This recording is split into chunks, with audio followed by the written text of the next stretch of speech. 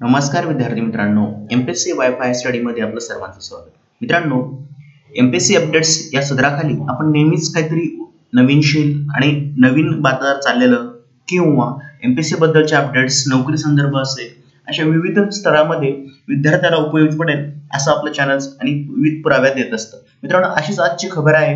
पुढील वर्षी पदभरती होणार की नाही, धोक्यात आहेत का, किंवा एमपीएससीच्या राज्य शासनाच्या विविध पदाकडून जे मागणी पत्र मागवलं जातं ते मागणी पत्र अद्यापही एमपीएससीला मिळालेलं नाहीये.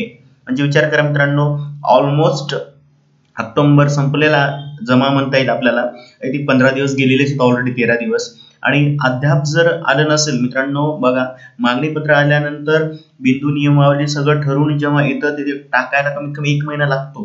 म्हणजे आता जर आला असेल तर कदाचित ते आपल्याला नोव्हेंबर डिसेंबरला मागणी पत्र आलं येऊन आयोगाची ऍड आली असती मित्रांनो. म्हणजे पुढील वर्षीचं एमपीएससीचं वेळापत्रक खरंच धोक्याची घंटा आहे असं म्हणता येईल.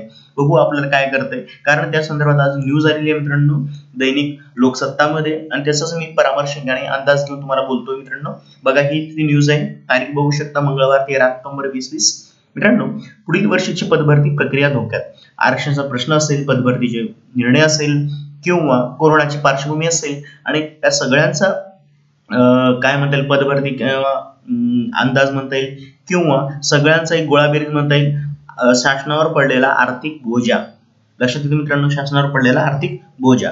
महाराष्ट्र लोकसेवा आयोगातर्फे पुढील वर्षीच्या भरती प्रक्रिया राबवण्यासाठी राज्य शासनाच्या विविध विभागाकडून रिक्त पदाची एमपीएससीला माहिती दिली जाते. हे तर सगळ्यांनाच माहिती आहे मित्रांनो. पण जोपर्यंत म्हणजे 4 मार्च 2020 पर्यंत जो जीआर काढला होता त्यानुसार ती बंदी आहे मित्रांनो. ओके, म्हणजे कुठलीही पदभरती करायची नाही मित्रांनो. ही पदभरती म्हणजे एमपीएससी बरोबर जी पदभरती आहे त्याला खरंच बंदी आहे का, बंदी उठवली आहे का, त्याला त्याची सूट मिळालेली आहे का, आर्थिक निकष, कोरोना, आरक्षण अशा विविध मुद्द्यावरती अडकून पडते, हे बघण्यासाठी उत्सुकतेचं कारण ठरणार आहे मित्रांनो. कशामुळे माहितीये का, आरक्षणाचा प्रश्न अजून मार्गी लागले नाहीये आणि लाखो उमेदवारांची काय म्हणतात आशा आकांक्षा सगळं टांगणीला लागलेलं मित्रांनो. मागच्या 6 महिन्यापासून आणि मागच्या सरकारनं 5 वर्षापासून महापोर्टलचा घातलेला गोळ असेल किंवा ग्रुप सी, ग्रुप डी मध्ये कंत्राटी पदभरती असेल, आणि आता तर आउटसोर्सिंग चाललंय मित्रांनो. मला कळत नाहीये की सरकारी नोकरीचं जे आपलं स्वप्न आहे ते पूर्ण करावं का नाही करावं, अशा लाखो उमेदवारांची मेसेज आणि मेल फुल दररोज येतात मित्रांनो. सर आता काय करावं, असं इतकं टेन्शन येतंय, आता काय करायला हवंय मित्रांनो. मी तुम्हाला सांगतो की मी त्यावेळेस बोललोय, आजही बोलतोय तुम्हाला मित्रांनो, टेन्शन कमी करण्यासाठी प्लॅन बी तयार ठेवा.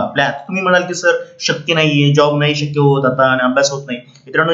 3 ते 4 तासाचा जॉब केला ना, थोडा तरी कॉन्फिडन्स वाढतो. मी अनुभवानं सांगतो मित्रांनो, तुम्हाला बोलतोय, थोडा तरी कॉन्फिडन्स वाढतो मित्रांनो. त्याशिवाय या स्पर्धेत टिकणं अवघड आहे. जर समजा पुढच्या 6 महिने परीक्षा लांबणीवर गेली तर काय करणार आहात आपण, हा मुद्दा विचार करण्यासारखा आहे. पण सांगता येत नाही मित्रांनो. नोव्हेंबर डिसेंबर मध्ये कदाचित टाइम टेबल पण लागू शकेल.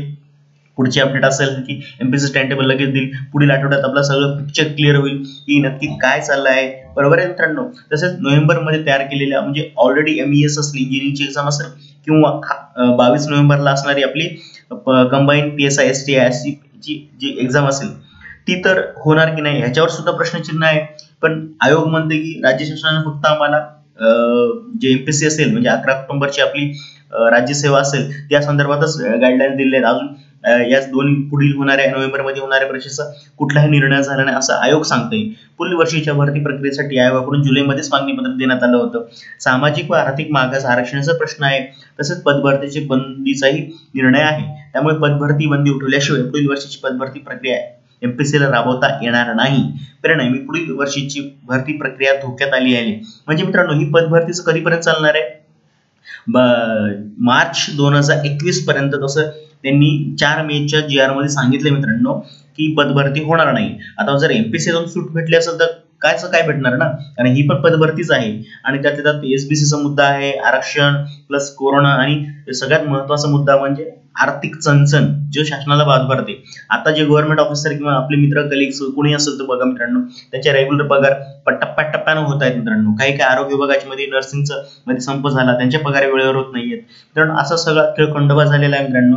त्यामुळे मी त्याच्यातून एक पॉझिटिव्हनेस विचार करा मित्रांनो. ठीक आहे, आताच वेळ आहे ना, ही वेळ मारून देऊ, कुठेतरी एक 4 तासाचा 3 तासाचा जॉब पहा मित्रांनो. तुम्हाला मी तेच सांगतोय आणि मग अभ्यास करायला हरकत नाही मित्रांनो. आपण खूप वर्ष झाला अभ्यास करतात, मान्य आहे मला खूप. आणि काय काय जण मुलांचं असतं की सर आम्ही नोकरी सोडून अभ्यास केला आणि आता तर असं झालंय. पण ठीक आहे, त्याला आपण तुम्ही करू शकत नाही आणि आम्ही काय करू शकत नाही. फक्त सरकार दरबारी आपल्याला कसं दबाव तंत्र वापरता येईल याचा विचार करा मित्रांनो. सोशल मीडियाचे विविध माध्यम प्लॅटफॉर्म असतील, फेसबुक असेल, ट्विटर असेल किंवा मग तुमचे काय म्हणतात मेल आयडी असेल, एमपीएससीला मेल करा किंवा राज्य शासनाला सीएम ऑफिसला टॅग करा. अशा विविध प्रकारे आपल्याला त्या प्रकारे इनिशिएटिव्ह नोंदवता येईल मित्रांनो. त्यामुळे हार मानू नका आणि पुढील वर्षीची पदी भरती धोक्यात येईल का नाही आता उत्सुकतेचं कारण पुढील आठवड्यात मी तुम्हाला सांगणार आहे. तो तत्पुरती आणि तोपर्यंत काहीतरी 3 ते 4 तासाचा पार्ट टाइम जॉब पहा, हा माझा तुम्हाला आग्रह आहे मित्रांनो. यावर खरं शांत डोक्याने विचार करा मित्रांनो. असं जर पुढील भरती झाली मित्रांनो, आजच्या याच्यामध्ये कोणी शाश्वत सांगू शकत नाही, ना आरोग्य ना झडपी ना कोणी.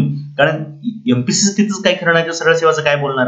आणि त्यातच मध्येच शासनाने आता ग्रुप डी आणि सी साठी आउटसोर्सिंग म्हणजे कंत्राटी पण नाही, ठेकेदारामार्फत भरती राबवण्याचा प्रकारे केली. मी त्याचपूर्वी त्याच्यावर व्हिडिओ बनवला, ते पण पाहून घ्या मित्रांनो. बघा मित्रांनो, तुम्हाला कसं वाटतं विचार करा, शांत डोक्याने विचार करा. आणि आपले मुद्दे काय असतील तर शिवदास005@gmail.com याला मेल आयडी करायला हरकत नाही मला, काय विचारायचं बोलायचं असेल तर. आणि प्लीज असं कुठेही विचार करायचा नाही की आता मी खचू नका जाऊ. आकाश जरी कोसळले तरी पाय ठेवून उभं राहायची ताकद ठेवा मित्रांनो. तुम्ही इतके दिवस अभ्यास केला, अभ्यास कुठंच वाया जात नसतो. लक्षात ठेवा, बी पॉझिटिव्ह आणि बी सेल्फ रिस्पेक्टिव्ह राहा. कुणी काय म्हणते त्याचा विचार करू नका मित्रांनो. ही पदभरती तुम्ही किंवा मी अशी सिच्युएशन आली नाहीये, ती नैसर्गिकच क्लायमेटेज असल्यामुळे आपण काही बोलू शकत नाही यावर मित्रांनो. ओके, त्यामुळे पुढील वर्षीची पदभरती होऊ शकते ही आशावाद धरून मी आजचा व्हिडिओ थांबवतो मित्रांनो. शंका शिवशंका जे काय असतील तुमच्या तर मेल आयडी दिलेलाच आहे तुम्हाला, त्यावर चेक करू शकता किंवा मेल आपल्या कॉमेंट बॉक्समध्ये सुद्धा लिहू शकता. पण तोपर्यंत बी पॉझिटिव्ह राहा मित्रांनो, खचून बिलकुल जाऊ नका आणि मी सांगितल्या पर्यायाचा जरूर विचार करा. जर आवडला असेल तर पुढील आपल्या मित्राला असेल विविध ग्रुपमध्ये पाठवायला हरकत नाही. तुमचाच मित्र शिवदास रजा घेतो. Take care.